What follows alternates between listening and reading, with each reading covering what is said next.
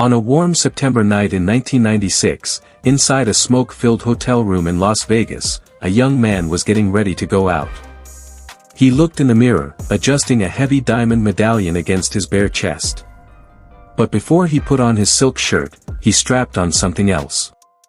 A heavy, Kevlar bulletproof vest. This was Tupac Shakur.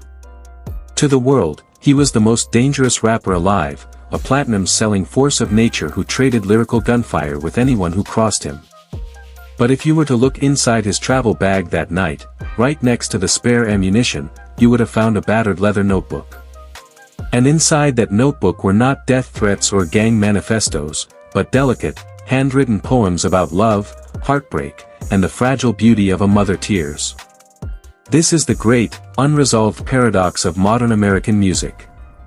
The world saw a gangster, but history remembers a poet who was forced to wear body armor just to survive his own genius. Now, before we step into the crossfire of this incredible story, do me a quick favor. Take a look at that subscribe button down there. It does not bite, and unlike the music industry in the 90s, hitting it is completely safe.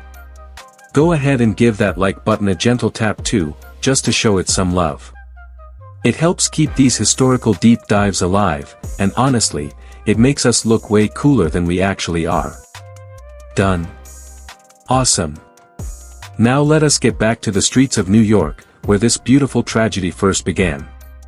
Looking back from the vantage point of 2026, it becomes clear that Tupac Shakur was never just an entertainer. He was a walking contradiction, a man torn between two completely different worlds. On one hand, he was a deeply sensitive soul, trained in the classical arts, who could quote William Shakespeare from memory and understand the structural beauty of a theatrical tragedy. On the other hand, he became the ultimate symbol of a gritty, unapologetic street culture that measured respect in scars and body counts.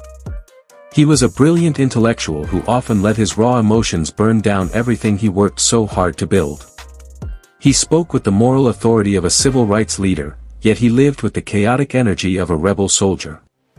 So how does a boy who grew up falling in love with the romantic poetry of John Keats transform into the public enemy number one of the federal government?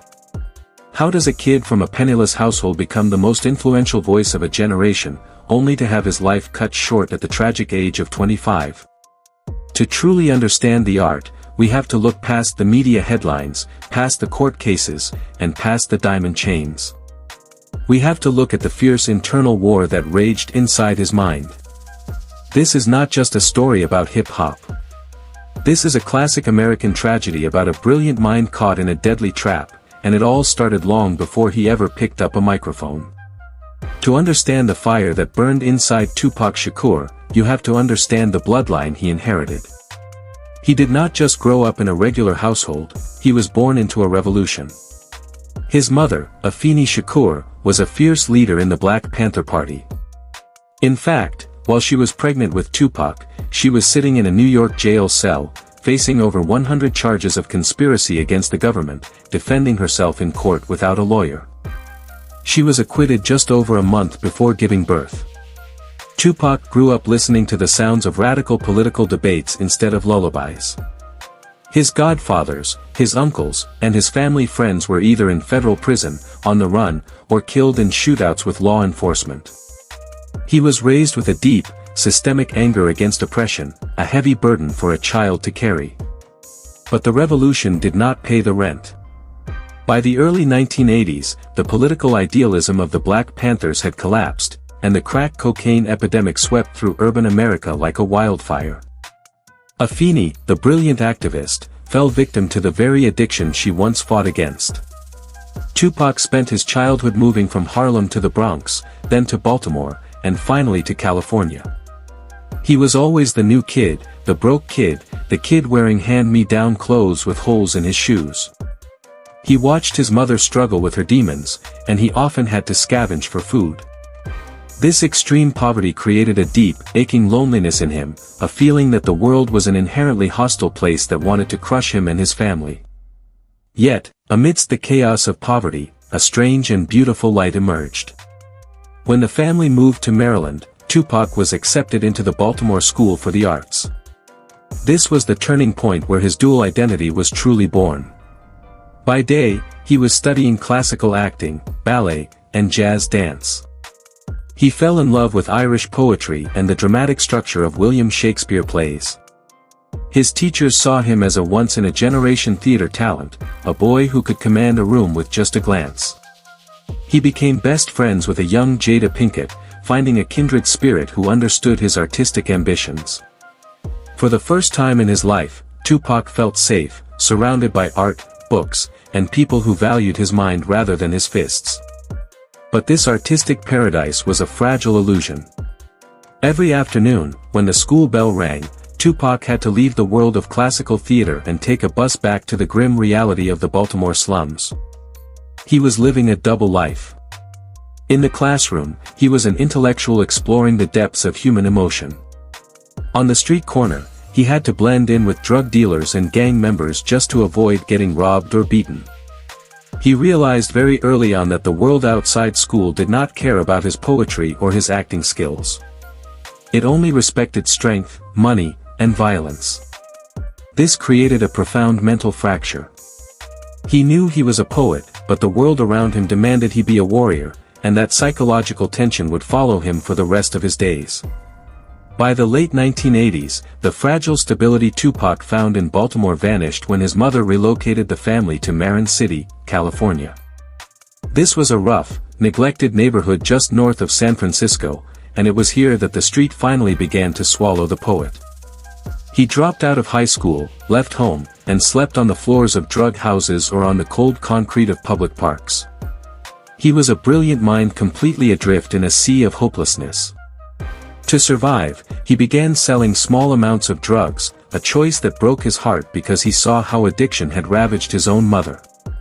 He was trapped in the classic American maze, a young black man with unlimited potential but absolutely no door open to him.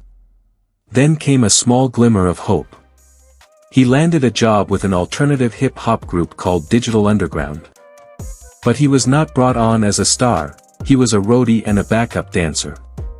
Tupac, a man who possessed the dramatic presence of a classical theater actor, spent months carrying heavy equipment, cleaning up hotel rooms, and dancing in the background while wearing a ridiculous nose mask for the novelty hit song, The Humpty Dance. He swallowed his pride because he knew this was his only ticket into the music industry. He kept his head down, but his notebook was filling up with angry, beautiful lyrics. He was waiting for his moment to speak, watching the hip-hop world from the shadows, knowing he had a message that could shake the country. When he finally got his chance to release his debut album, Tupacalypse Now, in 1991, he did not rap about party themes or flashy jewelry. He used his music as a sonic weapon to describe the brutal reality of police brutality and ghetto poverty. But instead of praise, he faced a massive political backlash. When a young man shot a state trooper in Texas, his defense lawyer claimed the kid was influenced by Tupac music. Suddenly, the Vice President of the United States, Dan Quayle, publicly denounced Tupac, stating that his record had no place in American society. Tupac was stunned. He was trying to be a social commentator, a modern-day musical journalist, but the establishment labeled him an inciter of violence. This public condemnation pushed Tupac into a dark, paranoid defensive state. He began to believe his own lyrics, adopting the very gangster persona the media accused him of being. Between 1992 and 1994, his life became a chaotic blur of courtroom appearances and violent altercations. He shot 2 off-duty police officers in Atlanta who were harassing a black motorist, though the charges were later dropped. He was arrested for allegedly assaulting a limousine driver. Then came the ultimate low point. He was accused of sexual abuse in a highly controversial New York hotel incident, a charge he vehemently denied until his final breath. The climax of this dark period occurred on November 30, 1994. Just a day before the verdict of his sexual abuse trial was to be announced, Tupac walked into Quad Studios in Times Square to record a verse for another artist. As he entered the lobby, 3 men pulled out guns, robbed him of his jewelry, and shot him 5 times, including in the head and groin. Tupac survived by playing dead, then dragged himself into the elevator to find his friends upstairs, including his close associate the Notorious B.I.G. Looking at their shocked faces, a deep, toxic paranoia took root in Tupac's mind. He believed he had been set up by his friends. He was convicted of the assault charges the next day and sent to Clinton Correctional Facility, bleeding, broke, betrayed, and utterly defeated, facing up to 4.5 years in a maximum security prison. Inside the cold, gray walls of Clinton Correctional Facility, Tupac Shakur was a man decaying in isolation. The vibrant, hyperactive artist was reduced to a number, locked in a cell for 23 hours a day. He spent his time reading heavy literature, studying Niccolò Machiavelli, and writing letters that bled with financial desperation. He was buried under millions of dollars in legal fees, his records were tied up in lawsuits, and he felt the hip-hop world moving on without him. He was completely broke, facing years behind bars, and the men he believed shot him were out on the streets, getting rich and famous. It was the absolute nadir of his existence. The light of the poet was about to be snuffed out by the cold bureaucracy of the American prison system. Then, the heavy iron doors creaked open, and a shadow walked into the visitor room. It was Marion Suge Knight, the towering, terrifying CEO of Death Row Records. Suge was a man who did not negotiate with the world, he bullied it into submission. He looked at the desperate young artist and laid out a deal that would change the course of cultural history. Death Row would pay Tupac $1,400,000 in bail money, secure his immediate release, and provide him with all the money, cars, and production power he could ever dream of. In exchange, Tupac had to sign a 3-album contract with Death Row. It was a classic Faustian bargain. Suge was offering absolute physical freedom, but the price was ownership of Tupac art, his loyalty, and ultimately, his life. This was the exact moment of the mathematical golden ratio in the tragedy of Tupac Shakur. In October 1995, the gates of the prison swung open, and a private jet whisked Tupac away to Los Angeles. The transformation was instantaneous and terrifying. He did not go home to rest, he did not see a therapist to heal from his gunshot wounds or prison trauma. He walked straight from the airport into Can-Am Studios in Tarzana, California. The psychological pressure that had been building up inside him for years was suddenly unlocked. He was no longer just a rapper, he was a man possessed by a manic, desperate energy. He realized that his life was a race against a clock only he could hear ticking. In that studio, under the heavy influence of Suge Knight Street Muscle, the peaceful poet who once wrote about social justice was completely buried. In his place stood Machiavelli, a cold, calculating warrior who embraced the darkness of his environment. He looked at the cameras, dressed in expensive designer suits and dripping in diamonds paid for by Death Row, and issued a chilling declaration to the world. He made it clear that the system tried to kill him, his friends tried to betray him, but he was back, stronger, angrier, and more dangerous than ever before. He had fully accepted the gangster role the world forced upon him, wrapping himself in a cloak of absolute defiance. The poet had officially stepped into the bulletproof vest, and there was no turning back. Once the chains were broken, Tupac entered a state of manic artistic fury that the music world had never seen before and has never witnessed since. He lived in the recording studio, sometimes staying awake for days at a time, fueled by Hennessy, weed, and an overwhelming sense of urgency. He would finish a track, step out of the booth, and immediately shout for the audio engineer to put on the next instrumental. He was creating at a terminal velocity, writing and recording 3 to 4 complete songs every single night. In February 1996, he unleashed All Eyes on Me, the first double album in hip-hop history. It was a massive, sprawling masterpiece that captured a man celebrating his freedom while simultaneously flirting with his own demise. To understand the sheer genius beneath the gang-war noise, one must dissect the underlying structure of his music. Take a song like Dear Mama, recorded just before his prison stint, or his later work under the name Machiavelli. Musically, Tupac did not rely on complex, dizzying wordplay like his East Coast rivals. Instead, his brilliance lay in his emotional cadence and his masterful use of vocal delivery. He used his voice like a physical instrument, letting it crack with raw pain, rise with revolutionary anger, or drop into a low, paranoid whisper.